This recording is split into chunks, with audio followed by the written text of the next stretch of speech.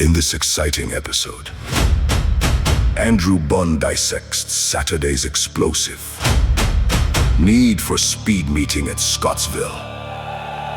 Alongside the powerhouse RaceVolt panel, fasten your seatbelts, grab your pen and notepad, because the information is coming thick and fast. Winners, value, insight, and the real betting angles, all revealed right here. This is the real deal. Good evening, good afternoon, and maybe good morning, wherever you are, whatever time of the day you're watching this. It's the big day at Scottsville, what used to be called the Speed Spectacular. We've got four of the brightest men in racing to join us this evening. On my right, all the way from Mauritius, Devin Abib, a very warm welcome to you, sir. Bonjour, ça va? Hello, how are you? What's happening? All good, all good. Can't wait to see what you guys have drummed up. Garth Noseworthy is directly below that, the founder of That's Racing. Great to have you join our panel, Garth. I know you've always got some alternative thought processes, as you have with the market. Welcome to the show. Thank you, Bond. Nice to be here. Nice to see all you guys. Thank you. Down below, we've got Mike Azar in great form today, in great form this week. Hopefully the good form will continue. Welcome, Mike. Thank you, Andrew. Lovely to be on the show this evening. Hope to guide the public in the right direction, and let's tip a lot of winners tonight. And then finally, our founder, Christian Khalil from RaceVolt. He's the brainchild behind this whole panel of guests that are all around the world giving you the best information that money can buy. Christian, welcome and great to have you on the show. Thank you very much, Andy. Thank you for everyone for joining us, and thank you to George for always putting on a wonderful show. And thank you, Andrew. Looking forward to the card. Right. Well, it's always been a day that has been dominated to a large extent by Sean Terry. He's handsomely represented this year. He happens to have the favorite in the first race that we are going to look up, and that is a filly called Get Up. Gavin Larena climbs back aboard. He's jumped back into the irons with a vengeance. He's been in cracking form. Devin, how do you see the running of race number 5, which is the Alan Robertson filly sprint over 1,200 meters? Look, obviously it's a very sentimental race for me as well. Calvin, when I was Calvin's agent, I won this race twice, 2 years in a row. We won it with that horse, Sweet Pepper. That one for Sean Terry, and then the year after we won it again with Under Your Spell. The year before that was with Under Your Spell. So yeah, it's been a very close race in my heart, and I think Sean Terry definitely holds the key in this race. I'm very big on his horse Get Up. I think it's a very, very smart horse. I do like it. I think it's going to be very, very hard to beat. It looks the right horse in the race. I mean, for me, if you analyze the rest of the card, or the rest of the race, I think it's a bit open if you're taking Get out. Secretary Bird, also top horse, another Sean Terry horse. Elder Up, definitely a major runner. His run last time wasn't too bad. 3.5 lengths behind Turn It Up, and Turn It Up won very, very impressively. So I think he's a big runner as well. I think the roughies in the race is a horse like Lady Nancy with Chad Little on. I do like those horses' form. I think it's a nice horse, and I do feel that the Cape form is also very strong. So yes, it hasn't won yet. It's still a maiden, but I do like the way it ran in the nursery. When it just got nipped off, I think it ran 3rd in the nursery that day in Cape, or not the Cape nursery. And then fourth, I don't know. I'm a bit taken back, and I think this horse from PE must be a major runner. Ventura Boulevard for Alan Creof. He did it last year. He brought the horse to Durban, and it absolutely romped him. And I don't know if it's going to win as easy or if it's going to win this race, but I do think it's a horse that you need to take into account. It won by 10 lengths last time. Looks very smart. For me, I think it's going to be tough, but slightly leaning towards Get Up. I love the way you've summed it up, because at the end of the day, we could spend an hour on this race alone with the 4 panelists, and we still might not be sure of the winner. But I'm going to cut you right there. I'm going to go to Mr. Noseworthy, because he's got a sixth sense sometimes. Might be from the fairer sex's pocket or the fairer sex's mouth. What does your gut feel tell you about this race, Garth? Well, first of all, we need to understand it's for 2-year-olds, and you can have a maiden 2-year-old come and win this race. You just don't know how good these animals are. Yeah. We've got obviously the favorite that's won 2 unplaced. I mean, been placed in all of his starts, first, a third, and a first.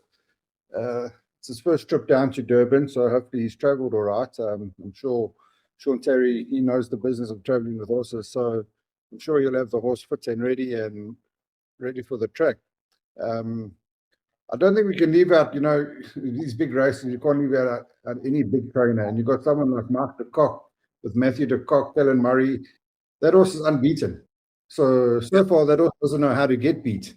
The favorite does know how to get beat because he has been beaten before. And he's won in both by 3.7 lengths and 2 lengths. So I wouldn't leave that out at all. And I quite agree with Devon? Devon there about Chad Little's horse. Yeah, we've got a horse that's had 5 runs, hasn't had a win yet, but why has it been entered? So obviously he's been rated. There's a couple of horses here, I think, that haven't won a race. So, the trainer's not going to put him in a race against winners thinking he doesn't have a chance. So I would have definitely put Chad Little's horse into the mix. And on these big race days, you can't even leave out Richard Ferrier's horse, Good Day Sunshine. Won his first 2. I don't know what happened in his last start, but if he comes right on the day, he's 14-1. You can't put Richard Ferrier on a 14-1 shot and think it doesn't have a chance.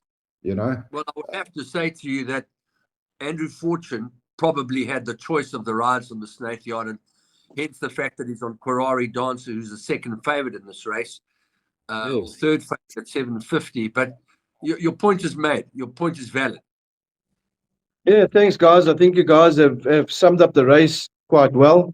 Alan Robertson, race steeped in history and tradition, was formerly a Group 1. I feel sad that it's downgraded to a Group 2 because I feel that this is a really great crop of 2-year-old fillies. Sean Terry has an excellent record in this race. He's won this race 4 times. He comes in here with a 4-pronged attack, 4 great 2-year-old fillies. Get Up was extremely impressive last time. In the nursery, she got beat by Good Day Sunshine, but I think he raced too handily that day, and Good Day Sunshine got the better of her. Gavin Lorena takes the ride now. I think she's a quality filly, and I think she'll be, right up there. Secretary Bird, for me, ran a cracking race last time in the sales race, 3 million rand sales race, when he ran behind Turn It Up against Colts, 400 to finishing time of 22.6 seconds. She won the Ruffian Stakes before that, beating Griselda, who's also a decent filly. But a filly that's really caught my eye, and I think, is a massive runner in this race, is Flower Island, number 5, Mike de Kock's filly, Rafif out of Silvano Mare, Orchid Island. He was fantastic in her last win. She wasn't tuned up 100%. And I think, she's going to come on leaps and bounds for that run. I think she'll be an absolutely massive runner. She's my narrow first choice, number 5, Flower Island, to beat number 4, Get Up. And then I'd go for Secretary Bird, number 8, to run 3rd. And then Good Day Sunshine, number 13, to run 4th. Okay, before I go to Christian, I'm back to Garth for your 1, 2, 3, or 4. If you I'm doing the same as Michael. First, number 5. Second, number 4. And I'm going to stick my neck out between Lady Nancy and Richard Ferrier's horse. Okay, Good Day Sunshine. Second string. Yeah, because that's actually his stable. He's sponsored by Richmond Highland, so he probably would have had to ride that. So please strike from the record the fact that Andrew Fortune would have the choice of rides. He would have had to ride Good Day Sunshine. Do you agree with that, guys? Yeah. 100%. Okay, let's move to Christian. You've heard three opinions. Does yours vary vastly? Have you got any fresh complexion on this race? Not really. So what I can say, I'm going to say as quick as possible because I don't have something that I would outright punt in this race. But 2-year-olds, they improve at different rates. If I look at everything, I've summed it down to 1 Querari Dancer, 4 Get Up, 5 Flower Island, 8 Secretary Bird, and 13 Good Day Sunshine. So for a place, what I'm going to do is I'm going to take the place on Richard Fourie. It did beat Get Up before. I'm not saying it'll beat Get Up on Saturday, but it's nice value at the price for a place, big field, maybe even go top 4. And then to win, for me, I'd go with Get Up. I've always loved this day. I normally follow Terry on the day. He normally comes with his horses spot on and ready. And the last few years have been very lucrative for me, following Sean. So let's hope he can win here for me. I'm hoping he wins here. So that'll be my first choice. Okie dokie. Right, we've gone around the ring one more time. We're going to go to the right now to Devon. We've got the gold medallion. This is a grade 1 race. I'm absolutely staggered to see that it's only worth 175,000 rand. Is that correct? Have the racing form goods got that right? 1.75 million. million. Oh, 1.75 million. Yeah. Sorry, Jacob Zuma, got that all wrong. The Bronx Bull status symbol better never ends. This is a very, very interesting race. I'm just going to flick across to the betting, and I see that they've got Rich Man's World, deservedly so, as favoured at R1.50 after his absolutely scintillating win at the track. Few can argue that he might be the best 2-year-old in the country, bearing in mind that Sean Terry's champion seems to be out for the season. Horticulture's at 3-1, 7-2. Time is Precious at 10-1, and you can get 12-1 and better of the rest of those horses. What's your choice, Dev? Very strong, extremely strong. I don't see it getting beat on times. It's ultra impressive. I think it ran. Let me just be exact. I think it ran 1100 in 61.95 seconds. I can't see this horse getting beat. That's almost the same time these horses are running 1,000 meters. Put as much as you want on it. Rich Man's World by 10. Second Haute Couture by 10. That's me. You can find your third and fourth. I'm confident. I don't see it getting beat. Okay, so I'll just give you a very quick stat over here. From Form Grids, there's a tool called Length Behind Tool. So on that day, Rich Man's World, ran 61.95. The second fastest time of the day was Master Magician, who ran 63.19. Then Flamethrower, then Tommy Green. Querari Dancer only ran 63.54. Just to give an idea of how dominant he was on that occasion. It's a very useful tool to use when you are studying form. Yeah. So that's my 5 cents worth with regard to the value. That is. Sorry. And Richard never moved a muscle when he won. Absolutely never moved. I mean, when he was supposed to be in a match race, the match race just didn't materialize as so many of them do. And it was race over, bar the shouting. So, Garth, have you got the same opinion, or do you see any possibility of some kind of upset here? I find it hard to go against this horse. You know, when a horse wins by that much, you probably haven't even got the best time out of the horse, because they've won by 7.5 lengths and they've won it comfortably. You know, also the Cox horse won is maiden by 10.5 lengths. So that time of that race, 1,000 meters in 58 seconds, you know, if it was a heads up, heads down, might have been a bit faster, you know. He's won by 10 lengths. The horse is just that good. He canted away from them. So I think that it sounds like a penalty quick kick between the two of them. Just the fact that the favourites won over the court in 7 lengths. He's had 3 runs, and he's won well every single time. Rich Man's World. So, yeah, I think this is a, you can't say that about racing. It's a penalty kick, but that's what it appears to be. Yeah. Okay, I'm going to give you just a few seconds to work out your 1, 2, 3. I cut Dev short. I just want you to give me the trifecta and the quartet in non-specific order, other than, of course, the winner being number 6. Because obviously I like Rich Man's World to win by 10. I think it will win easy. Obviously, we don't know how good the Cox horse is based on times, but I think that will run second. Haute Couture, number 8. And then for third, I think it's going to be a bit of a ding-dong battle, but I think maybe a horse like Better Never Ends or the Bronx Pool will run third. And then fourth, the same 2 horses. I think that's my straight line. I'd go banker, and then box the 2 horses. I don't think there's enough money. Rich Man's World. Michael Azar. Yes, totally agree. I think Rich Man's World, best 2-year-old colt in the country. I mean, Vaughan Marshall's got something with these One Worlds, and he finds them. Look at One Stripe, and now he's got Rich Man's World.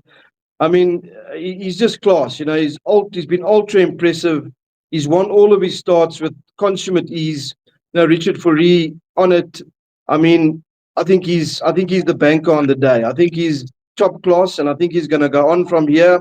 I think he's going to train on.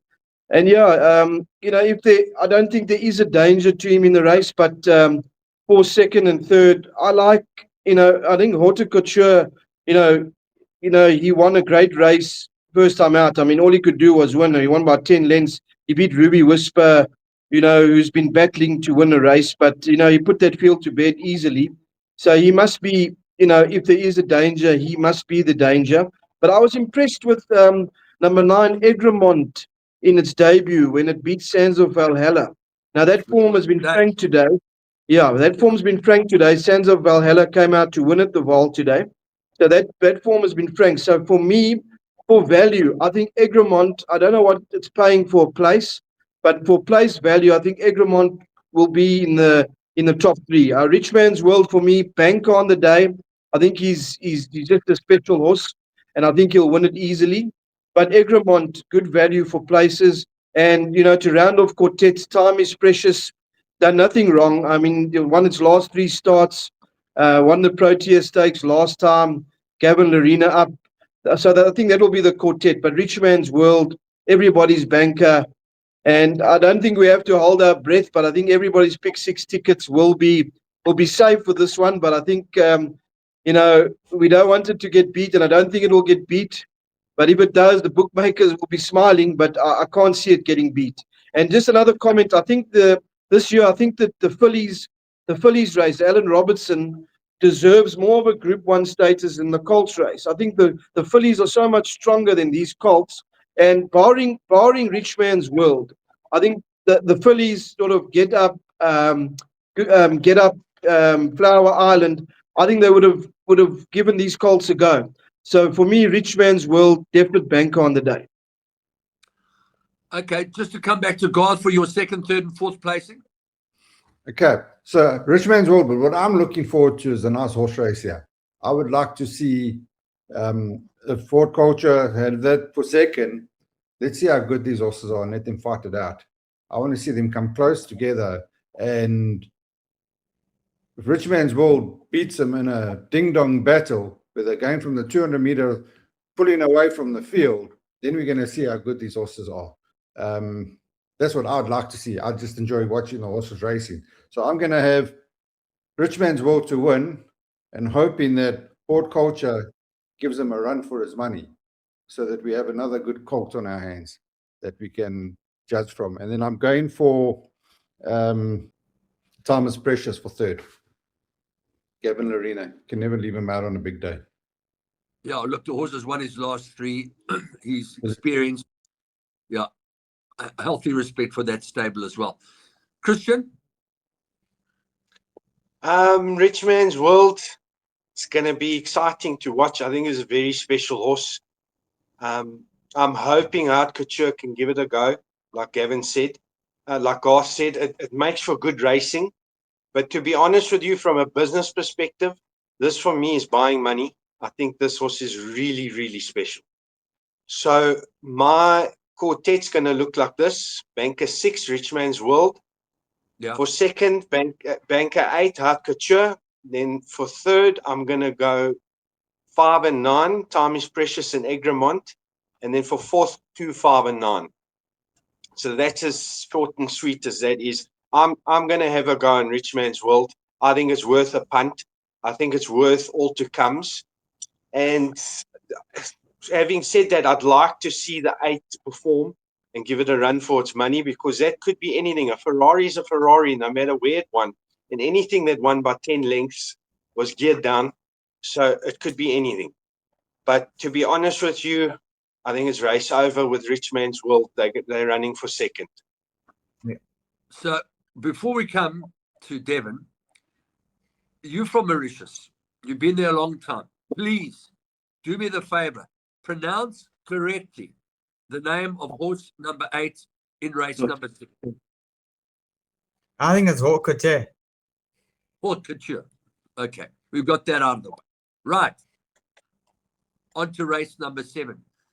This was always a great one, won by great horses like Rotterdam, like Abbey Boy, Ted's Ambition. There were great horses that won this race. JJ, the jet I plane. don't believe they've changed it so badly, but anyway, it's something that we should not criticize, because the handicapping panel have obviously got together. They've decided to create a long range handicap from 62 down to 52 or 61. I think this was Cosmic Speed. It's got 61 on his back. He is favorite, which I must be honest, I'm quite surprised that he is currently favorite at 6 to 1. Taxi to the Moon is at 8.5 to 1, with Jerusalem Rain, who was, of course, the conqueror of Buffalo Storm Cody. And then Miami Mountain and Great Plains, you can write your own ticket above 8 or 9 to 1. Devon, what's your score here? Look, I think it's a very, very difficult race. Where you make up in your pick 6 of Banker in Richmond's World, I think this one you have to go very, very wide. I think it's very tough. I'm hoping that the reserve runner gets in, because I really like that horse. I think that's the right horse in the race, Calfoot. But for me, on the horses that's in the race, I do like a horse like Cosmic Speed. I think Jerusalem Rain has to be a big runner. Lions Rampart. I think those are massive runners in this race. It's very difficult. Yeah, it's one of those races where you're scratching your head and you're thinking to yourself, which one is the right one? There's a lot to think about. Tenango won the race last year. If he comes back to himself, he'll smash this field. So I'm going to narrowly select. I'm going to go with Tenango for first. I think he's the right horse in the race on ability. For second, I'm going to go with Lions Rampart. For third, I'm going to go with Cosmic Speed. And fourth, I'm going to go with Jerusalem Rain. But I'm really, really hoping that Calfoot gets in, because if Calfoot gets in, that I'm going to actually change myself and make that a bank on the day. Very, very interesting, because obviously Tenango, when he won last year, carried 58 kilos. He's now gone up to 62 kilograms. After that, he got beaten 1.5 lengths by Buffalo Storm Cody, and he maybe hasn't been the same horse, but horses do have a habit of coming right at the same time of the year. And if you like Tenango, you've got to say to yourself, well, maybe a horse like William Robertson, who's had a lot of racing, is an iron horse, and he has shown himself to be capable of winning 18 races.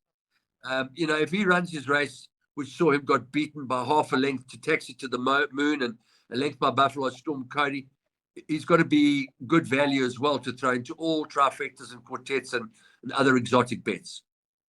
Look, obviously, I do agree with you, and I do think that William Robinson's a top horse, but I just think that because I said this race is so wide open, I mean, you're saving on the race before, so I think you can afford to go a bit more wider, yeah. It's just a bit difficult in my opinion. I mean, if we're going on the form line of Calfoot, Speedman or Calfoot Speedman, I rate Speedman as one of the better horses in South Africa, so he beat that, and I think that would have been enough for this horse to win that race. So yeah, I know comes up in a later race, and I've let the cat out the hat already. But that's my selection for the day. In the ninth race. So yeah, going for that. I think this race is very wide open. I would be very cautious. I'd go wide and be safe. Get through the pick six. Okay, fantastic. Mr. Noseworthy, the one horse that I find difficult to put into my calculation is One Eye on Vegas, only because One Eye on Vegas has been running over a mile and 1,400 meters and 1,800 meters, and now it comes back to 1,200 meters. I'm not saying he can't win, but it would be a surprise to me. How do you see this race mapping out? Well, it's funny you mentioned that horse because that's my first place. One Eye on Banker. Mark de Kock, you can see I'm obviously a Mark de Kock fan today. Thing is, he's brought this horse back to 1,200 meters. Maybe the horse is just showing some speed at home. He's come third over 1160 before. Second, sorry. He's only run 10 times, only had 2 winners. A lot of these horses in this race, they've run many times. You know, you've got older horses that have had 19 runs, 42 runs, 21 runs.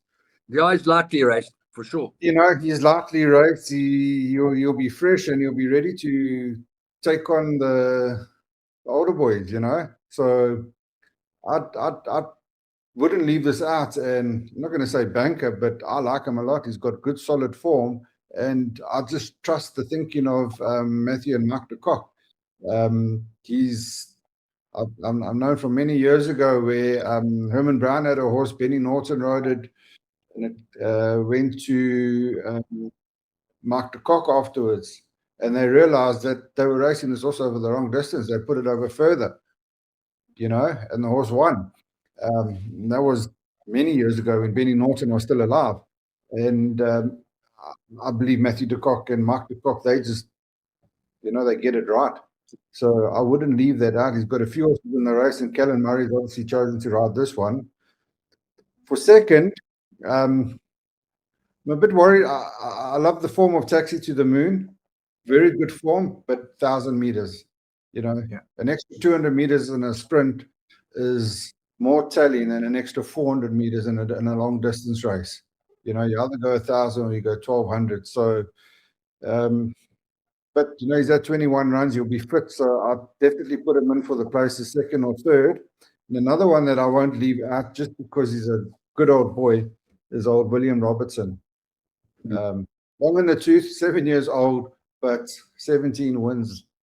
And he's traveled well. You know, he comes to Durban and he wins. You know, he's won a few races in Durban before. So I'm going to go the number 1 to win, Taxi to the Moon to run second, and William Robertson to run a big race for his age to come third. Okay. All right. On to Mr. Nazar. Yes, very open race. You know, being a handicap, horses at the bottom of the spectrum, and then horses that are you know, they've run in group races that are at the top of the spectrum. But, you know, if I look at this race, as I say, very wide open. I respect Sean Terry's coupling and Mike de Kock's coupling, Cosmic Speed, and Sean Terry's coupling, Cosmic Speed, Jerusalem Rain. I mean, excellent win when it beat Buffalo Storm Cody that day. It did carry 10 kilos less, yes, but Michael Michel struck up a good relationship with this horse. The run behind Questioning was also excellent. Questioning come out to romp home next time out. So 53.5 kilos, Michael Michel. Jerusalem Rain, I think, must be a big runner. And I agree with you guys. William Robertson, 17-time winner. Look at his course form. I mean, 8 runs at the course, 5 wins for 2 seconds. They love Scottsville. Course and distance, 5 runs, 3 wins, 1 second. You know, this horse, if it recaptures its form where it beat Taxi to the Moon that day, a couple of runs back, and ran second to Buffalo Storm Cody. You know, he's a 17-time winner, and he has to be there. I just don't know what's gone wrong the last few runs. You know, the comment is respiratory noise, you know, respiratory noises, and, you know, it's a bit concerning. But if he does recapture that form, he has to be all over them. And then, you know, Taxi to the Moon, second in the computer form sprint. Tony's brilliant with sprinters. I mean, he's done nothing wrong. He won impressively at Grable that day. The 1200 meters could be a little bit of a question mark, but he also has to be in the running. And I agree with Devon as well. If you look at Tenango, I mean, last year this time he won this race, and there was a debate last year between Tenango and Buffalo Storm Cody, who was probably the premier sprinter in the country. So if he recaptures that form, he has to be a runner. I mean, he is carrying 62 kilos, which is not going to be easy, you know. And Miami Mountain, for me, Miami Mountain, I've always liked this horse. He's got 52 kilos. He seems to be a tough horse with a lot of heart. He always sticks his nose out and wins a race or gets his head in front at the right time. And I feel, if Devon, like Carlfoot, Miami Mountain pipped Carlfoot last time. And if you look at his finishing times, he's run 21.4, 21.8, 22.7, 400 to finishing times. So him at the weights has to be a big runner as well. Not an easy race. If I were taking exotic bets, pick sixes, I would go wide. But if you had to press me for my first four, I would narrowly go. I'm narrowly going to go Jerusalem Rain, number 14, to win it. From Taxi to the Moon, number 5. Then I'd have Miami Mountain for third, number 8, and William Robertson, number 10, to make up the quartet. But again, tough handicap, not an easy race to back a horse on the nose. But it's but if you find a winner in this race, you're going to get great value. So it's worth having a go. Okay, Christian, I'm going to throw a curveball at you. By this time of the race, Please don't. Yeah. we have an opportunity to gauge more or less which side of the track is favored. You never want to talk about course bias, but it happens. We know it happens all over the world. You're looking at horses like Jerusalem Rain is drawn 14. The name goes drawn 4. Which side of the course is going to be operating? We just don't know that at this moment in time. But by the time that race 7 comes on Saturday, we will know, because there'll be a good few races down the straight, starting off in race number 1. Race number 2 is a 1400, so that doesn't help. The next race is a 1600 meters, so that doesn't help.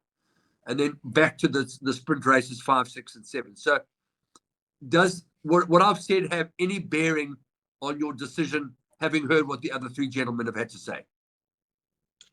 Definitely on the day. So on the day, I always, if I'm looking at it from a punter's perspective, I'd like to see how the track is running, where the going's better. I know a lot of people dispel that. I remember when we used to talk about Kenilworth, there was even a time where they would talk that the track would change as the afternoon would go on. But for me, I do like to watch it. It's not something that will sway me off. Like, let's say, for instance, this race, very tough. It's not a race I would punt, but I am going to, purely because of Sean Terry. So my first choice here is Jerusalem Rain. Right? I think this horse has come well with him. I think if everything goes well, the weight is still at a decent level. I think the weights will count a lot. 53.5 with Michaela Michelle. Decent weight. Won last time with a decent weight, but I don't think the extra 2.5 or 3 kilos is not going to make too much of a difference. So that's my first choice. For second, I'm going to go with One Eye in Vegas. I like this horse. I always have. I think it's a decent horse. Its form's very consistent. I think it may even be good enough to win this race. Then for third, I'm going to go with either Miami Mountain, Otaniqua, or let's see, Cafe Culture. Cafe Culture is my value bet. I'm going to have a place bet on Cafe Culture, and that's about it for me in this race. But definitely, if I'm going to have a bet on the day, I will watch how the other few sprint races run and how the track's doing. If ever I wanted the Sunday paper on a Saturday, it's this week, because I can tell you now that quartet in race 7 is going to pay bombs. It's going to be a very big quartet. Mr. Cornelius. Listen, it's one of the toughest races on the card. It's a big field. you can make a case for about 8 horses here, definitely. Yeah, for sure. There's, I mean, even Cosmic Speed, Miami Mountain, William Robertson, they all could come well. Cafe Culture can win. Ziesha, Great Plains got top class form. So if the 1200's not too sharp, that comes into the race. You've got Andrew Fortune on that. So Otaniqua, very decent horse. I think this is a kind of race in my pick six. I'm going to go very wide. And I'm going to take a small chance and have a bet on the nose on Jerusalem Rain just because of Terry's track record at Scottsville.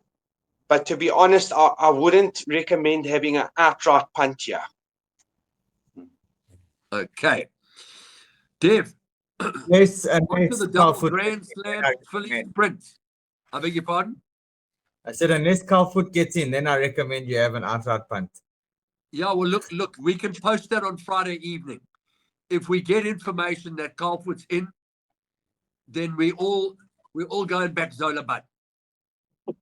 I think he's got shoes on today. He's got the Elamites on.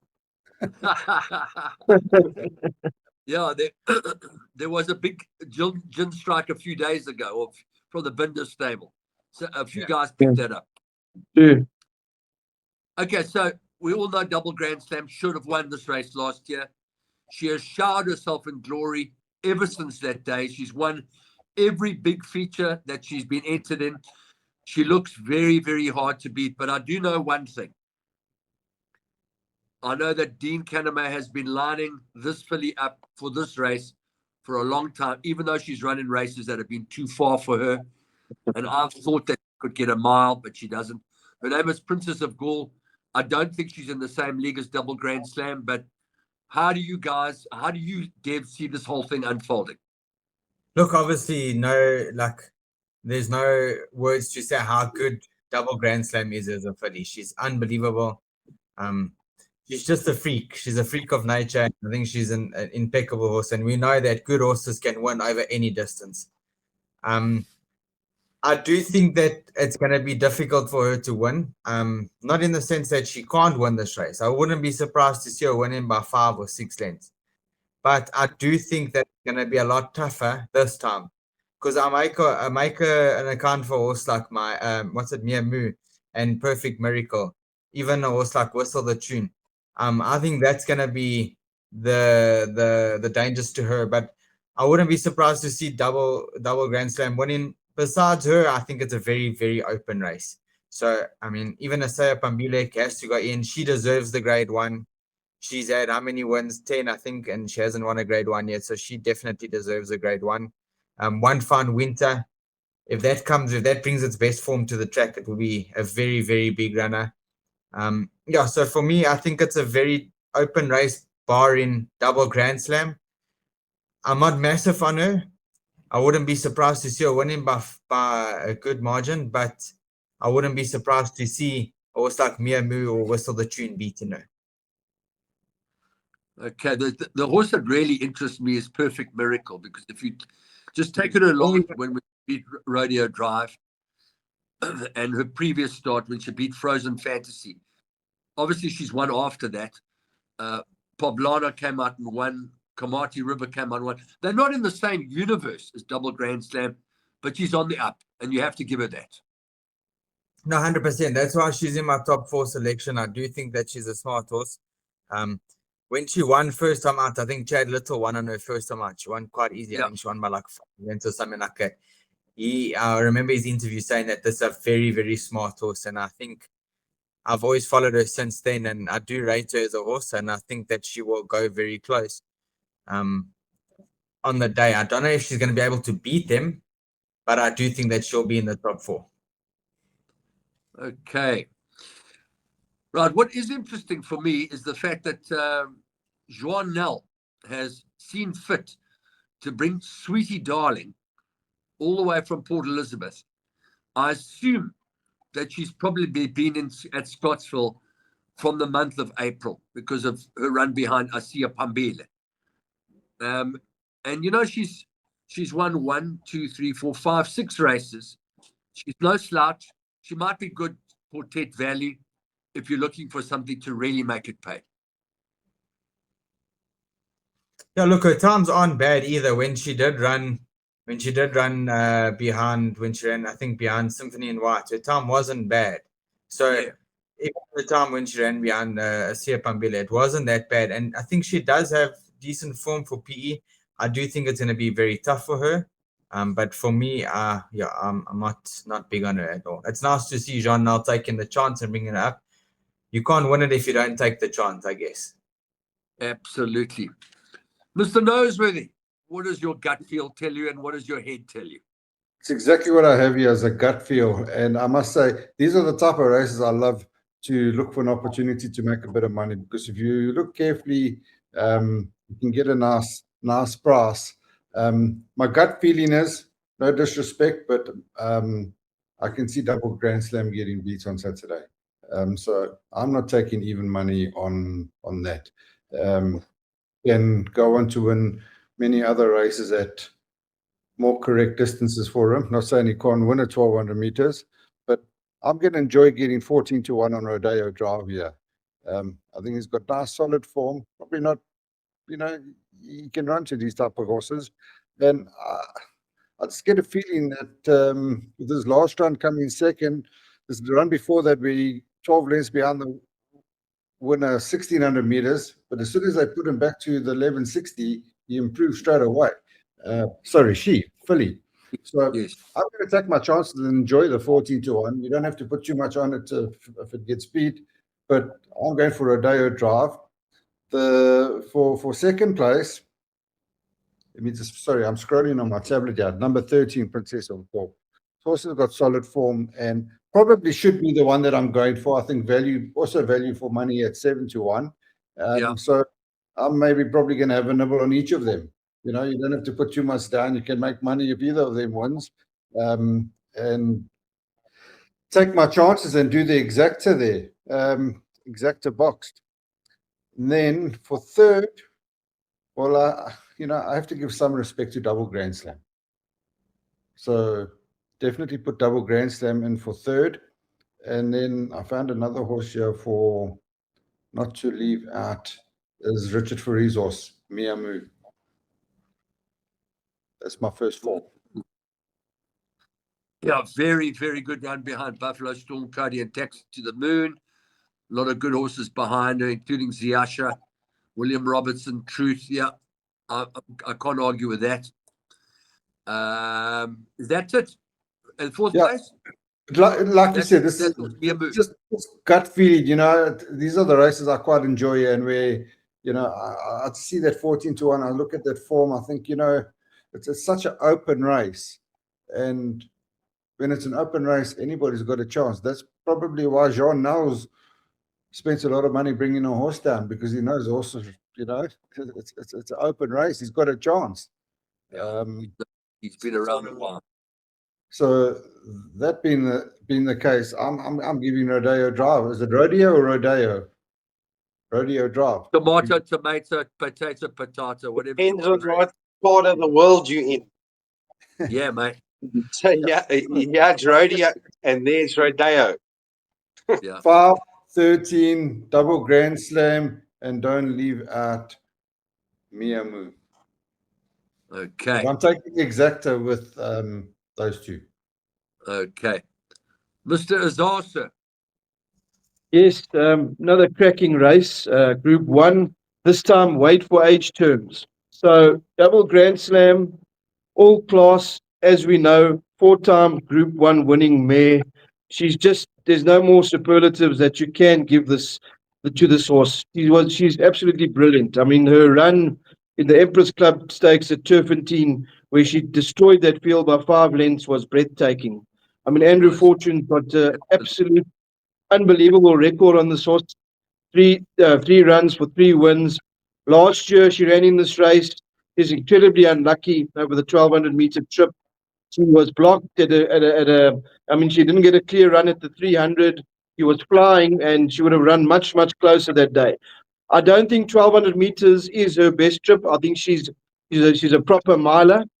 But weight for age terms, she's weighted to win. She's rated a 125. She is definitely the horse to beat, and she's going to be a very, very tough nut to crack. But I think a horse like Mia Moo really caught my eye. The last run in the computer form sprint was brilliant. I mean, 2.90 behind Buffalo Storm Cody, 21.3, 400 to finish. She came with a late charge, and she's the winner of this race last year. She won this Yeah. race last year. She beat Asia Pambile, who I think was also very unlucky that day. And I think Asia Pambile last win was brilliant. I mean, she came off a break and she dawdled up. You know, she won so easily that day, and she loves the course as well. Asia Pambile, she's also a 10-time winner. Also, like you say, an iron horse. And you know, if you look at, I agree with you on Princess of Gaul. I think the 1200-meter trip is her right trip. If you look at her debut, she won by 9.5 lengths at Scottsville. So she loves the track. So she'd also come in, you know, as a runner. And Perfect Miracle, I mean, she's come right. She's come well. Her last two wins were great. Both were graded races, Group 3s and a Group 2. You know, as I said, Tony's very good with sprinters. I mean, he wouldn't bring her into this race as a Group 1 for nothing. Suzette Falloon, big owner. You know, I think she's a runner as well. But, you know, if I had to narrow it down, I'm still going to go with the class. I'm still going to go double Grand Slam. You know, she's just all class. You know, the class rises to the top in these Group 1 events, especially at weight for age level. So then I would go, my second choice would be Mia Moo. Third, I would go Asia Pambile. And then it's close for me between Perfect Miracle and Princess of Gaul. I think those will be your main contenders. But a cracking race. And again, you know, there isn't much value in the even money double Grand Slam. That's why when I look at Mia Moo's price, she's 12 to 1. So Mia Moo for a place would be excellent value. Well, Christian Khalil been waiting very patiently for the other pearls of wisdom to be cast in your direction. Do you have any other alternative thoughts? I'm not looking left or right. I'm going all in on double Grand Slam. I think the only question mark might be the 1200, but other than that, pure class. Her win when she went to Joburg was super ultra impressive. So I'm like, for me, from a business perspective on the day, I'm gonna go for Rich Man's World into double Grand Slam. I'm putting my head down. I don't want to be talked out of it. So I'm gonna have a stern bet here at even money. And like, for me, we're always looking for value in horse racing. I agree. I do agree. But where in the world can you get even money on your money, like in such a short space of time? So for me, that's value. So this bet is presented, and I'm not going to look left or right. For second, maybe Princess of Gaul. For third, Asia Pabile, and Mia Moo for fourth. Short and sweet. Now, Devon talked about something later on in the card. Maybe you can just refresh our memories about the collateral line of form that presented itself. Yeah, look, I think I do like that horse Calfoot, and I'm giving the public one for free. Yeah. I think that will absolutely ramp home in the last race. If it was in the Golden Horseshoe, I would have been confident on that. It would have been my first selection. So I'm gonna stick my neck out and say I'll make that my first selection in race 9. I think it comes up in. Very confident on the day. I think my treble will be Talk to the Master, Rich Man's World, Calfoot. I would even go and maybe throw in double Grand Slam as the safe bet for maybe a place on Mia Moo. I think that's also a great bet. You can include that into your all to comes. I would stay far away from going wide going narrow in the Golden Horseshoe. I'd go very wide there. So yeah, on the day, I think the value maybe comes up in the double Rich Man's World Calfoot and take it from there. Fantastic. Now, your speciality, not only horse racing in South Africa, is Mauritius. And Mauritius is back in full swing. Just give us a couple of pointers for the weekend so we can also follow with keenness. Look, I think it's a very nice race meeting. I mean, obviously there's not a lot of horses on the card at the moment that they're still building their fields, but I think it's going to be very competitive. I mean, if you want to go through the card, there's so much value to be added, and I think you got to follow the jockeys that are in form at the moment. Raymond Danielson's absolutely flying. He's leading the championship by a country mile. I think he's on like a 75 or 80% win strike rate. He's at 13 rounds, 7 winners. So it's absolutely flying. Wow.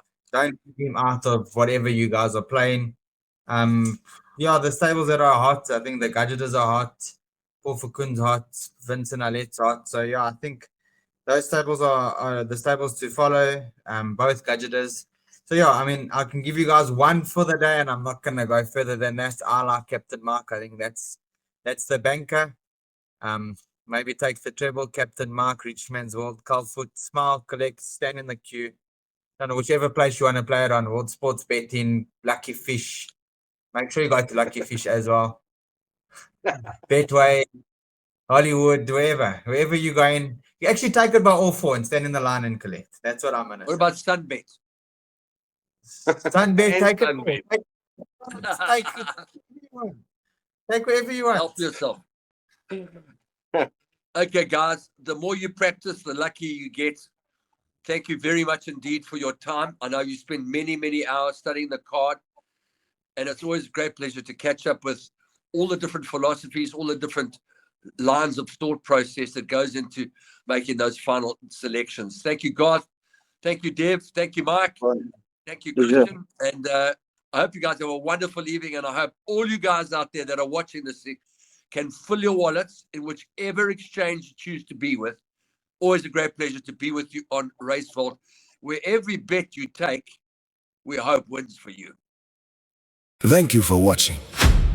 Remember, always bet prepared, bet smart, bet informed. Visit us at racevolt.co.za for tomorrow's results today.